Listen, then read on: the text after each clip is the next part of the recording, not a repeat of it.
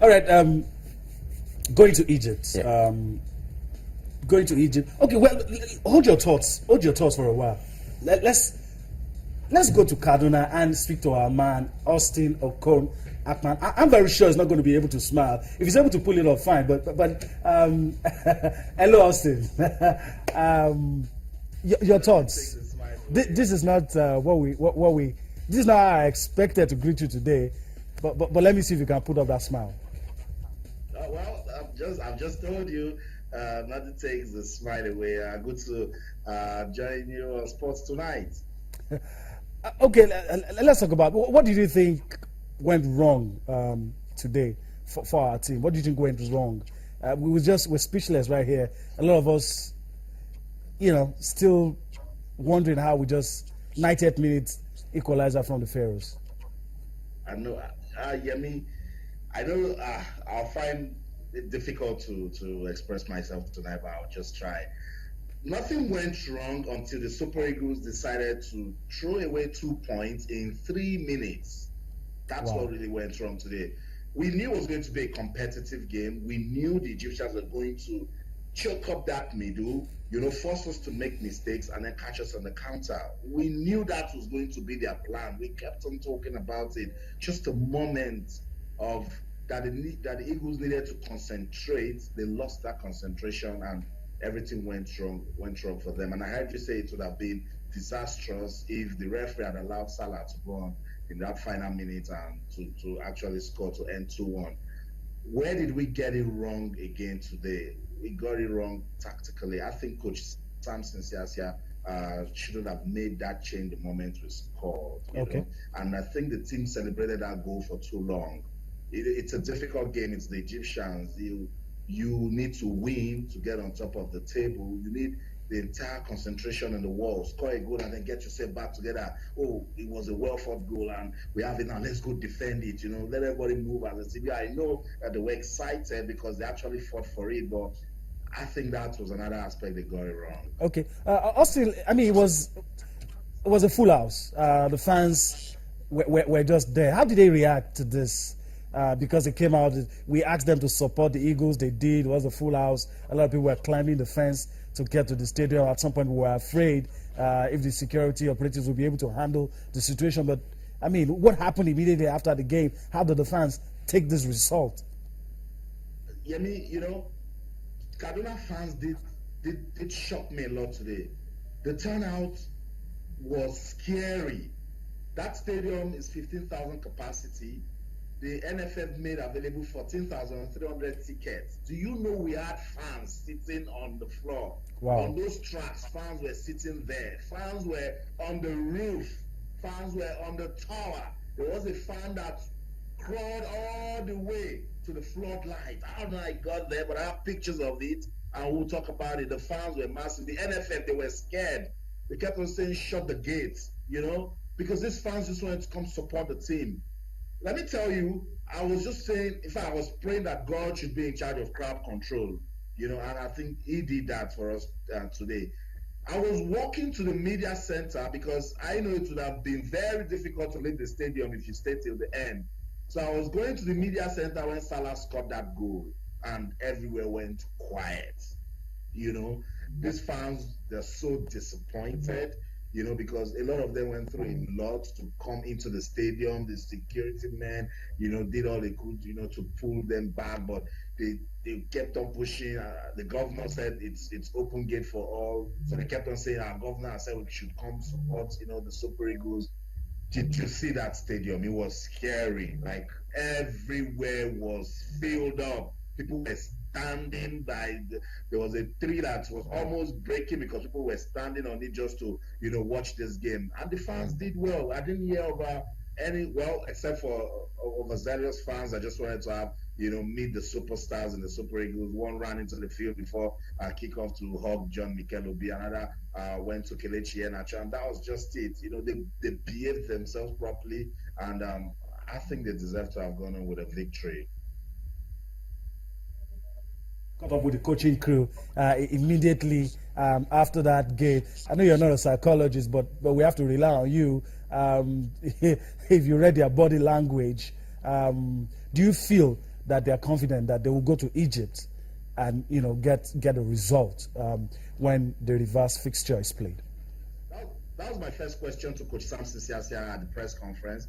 I threw it straight at him. I said, your team lost it when they shouldn't have. Do you think they can go to Egypt and repair this? And he was straight with it. Yes, Austin, I'm disappointed, but in football, there's nothing like home game now or away game. That if Egypt can come here to pick a point, they can go to Alexandria and also win. But I'm sure it will be very, very difficult.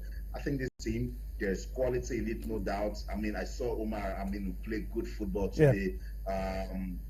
Victor Moses showed good character when he came in. Ahmed Musa did his bit. Alex Iwobi, I thought Kelechi Iheanacho shouldn't have started this game, but just before he was pulled out, his effort was what actually led to this goal. The goal Etebo scored. They just a little bit of character, a little bit of maturity. They need to understand what it needs to play as a team and get results when they need to get it. I think tactically and technically, the technical crew is sound, but it's football. You need to be complete to actually get this victory. Okay. I was going to talk to you about the Pitch Awards, but I'm very sure a lot of people will not be interested in that anymore. Well, lastly, I have to let you go now. I expect that you'll be back by Monday, and we'll be able to share the fun moments of what went down in Kaduna. That was our man, Austin Okonapan, telling us all that went down, some of the things that you didn't get to see on TV. Sam, let me quickly come back to you. A lot of people already speaking on Twitter, and I'm surprised that you see a very large number of fans who still feel that we can go to Egypt and beat the Egyptians. It's possible, and that's why we love football, and that's why we're in the game, because it's possible to go to Egypt and win. If they could come here and pick a point, why can't we go down and win the game? As Austin was saying to you just now, I think the character of the players, it just shows to you when you got a lot of players playing top 5 football abroad, it does show in the national team. I personally think they can go to Egypt and pick a good result. All right, if they're going to pick a result, what things are they going to do differently from a player's perspective? The know-how. There's something that they call the know-how to do it. I thought today's game wasn't about the goals. It was more about the result. So when we were 1-0 up, we should have just locked it off and not try and bring up a striker. We just know how to do it. I think if we go to Egypt and we get a goal first, we should know how to lock the game off. And I think the players are capable of doing it. Okay, I'm going to ask you. I'm going to ask you this. Usually, people don't like me putting them on the spot, but you're here. I'm here, so I'll do it. Give us a scoreline. What do you think will happen when we go to Egypt? Tough tax, proper tough tax. As a footballer, I want to say, being in that position before, I believe that we can go and win. But, as a man that knows football, it's going to be tough because the Egyptians know how to do it. Okay. So I won't say Nigeria will lose because I'm Nigerian. So I would say, I have to say we'll win. But at the same time, put a scoreline to it. Probably 2-1 because I think they will score a goal at the same time. But I just think I'm just gutted that we didn't win today. But good luck to them. Hopefully we can do it. Okay, all right. I think the consensus here is that, let me just read one or two tweets. A lot of fans here. Bolaniwa Abdulakim says the referee saved the day with the final whistle at the time Salah was about to have a brace. In Egypt, we need a miracle. I don't know if you agree. It says we need a miracle, but football is a miracle. If the Egyptians would not expect to come to Nigeria and pick a point, everything is a miracle. So it is possible. Okay, all right. Let me see if I can read this. Ojile Stephen Ben, he says the coach should have introduced Iwobi earlier. Great performance from the skipper and the team in general. A lot of people have questioned Jean-Michel Obi's commitment. I think he did well today. I don't know. I've played with him before, and I always say to people when you talk about him, I don't get involved because I've played with him. Okay. Player like Jean-Michel Obi, I'll tell you today, you have to play with him to know how good he is. Sometimes the fans might not appreciate him, but I do appreciate when he played with me in the middle of the park and I was at the back. And you have to play with him to appreciate the kind of player he is. And I think he did really well today. Okay, all right. So I guess we're just going to leave it at that for now. All right, let's leave the Super Eagles. It's very difficult to leave the Super Eagles. Our hearts and mind with them. Some of us have already bought calculators now, and we're thinking of what will happen here, what will happen there. But hopefully, it's not over yet. It's not over yet. Let's talk about things happening on the domestic scene. I know you also watch football on the domestic scene. Let me ask you: do you have any team in Nigeria that you support, that you follow regularly? Oh yeah, I'm involved. Like with the Delta State team. Okay. The Warriors. Okay. Big fan. Even when I was playing abroad, I was a big fan, and now they've got a very good. I know you're involved a lot in Delta State. We're going to get to that shortly. But let's take a look at some of the fixtures. Yeah. I mean, have you been following them recently? Yeah, the results? Yeah, I followed my team Yeah. recently, and we just missed out in CAF Cup. But yeah, they've been doing well. Hopefully, we can pick up now in the league and go up the league. Go up the league and probably get back to the continent. All right, let's quickly take a look at what's going to go down in the Nigeria Professional Football League. Those are the fixtures for Sunshine Stars. This is a cracker any day. Sunshine Stars taking on Shooting Stars of Ibadan. Ikorodu United take on Rivers United. El Kanemi Warriors take on Nasarawa United. Heartland take on Giwa FC. Kano Pillars take on Ifeanyi Uba. These are some of the fixtures for you. You also have Plateau United taking on MFM. A lot of Lagos fans will love to see that game. Rangers taking on Eyimba. I think this is the peak of the pack, if you ask me. Warri Wolves taking on Lobby Stars. Wiki Tories taking on Aqua United. Abia Warriors taking on Niger Tornadoes. Let's go to your team, Warri Wolves and Lobby Stars. What do you think will probably be the outcome? Warri Wolves just crashed out of the Champions League. One or two issues. I won't say they crashed out. I'll say they just missed out. Okay, if you want to put it that way. Yeah, but yeah, now we'll probably be concentrating on the league, and hopefully the players know the bread and butter now is the league, and they've got a good manager. I think they just unveiled a new manager today, and they will do well. They've got some top players there. Hopefully they can pick up and start from the next game. All right, Rangers Eyimba, big draw, big game, massive, anytime. Yeah, it's two big teams, and hopefully the game will be prove. Interesting to exactly. see. It will be. There's been some good games in the league this season, so hopefully that's one of them.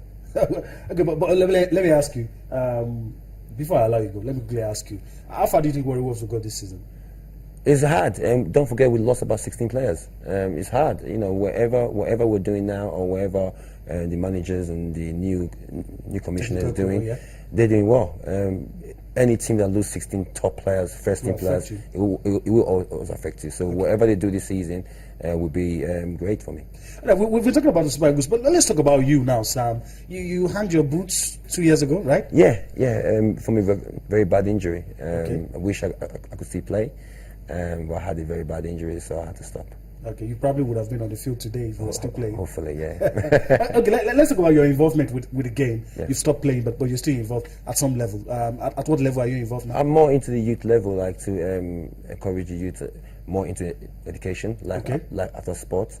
To the ex-players, there's so much we can do after playing football, and so I'm more into the education. I just got a new appointment for Delta State. Okay. The CEO of the new Under-16 league. We've got a very good governor who loves football. All right. Giving us the chance of professionals to put their hands on it. So hopefully we can pull back, and I've always give back even when I was playing. So I've got the chance now to do it in the top level. How do you think, before I let you go now, finally, how do you think this will rub off on the youth, and you'll be able to use this opportunity, this platform, to help the youth? Massive. We're having a very good partners, foreign partners, who will come and to train these boys to graduate to the Super Eagles under 17, and a platform for them. But my cash with the whole league is the education part of it. Okay. So they know they can play and still go to school and be educated. So win-win situation. They will have a life after football. But I have to say we've got a great governor, we've got a great commissioner now that they will push football to the next level. All right, Sam, I want to thank you for your time on the show. I hope you grace us with your presence. Any other time no problem. We'll call you. So that was Sam Soji, former Super Eagles defender, giving us his thoughts about the game today, Nigeria-Egypt, that ended in a draw. Well, we're going to go on a break now. We're going to take you to India, talk about the T20 Cricket Championship currently going on. We have a special guest in the house. He's going to be talking about cricket all the way on the show tonight. So let's allow you listen to what the guys from New Zealand had to say about their performance so far in the T20 Cricket World Cup. Then we'll be back for more on Sports Tonight.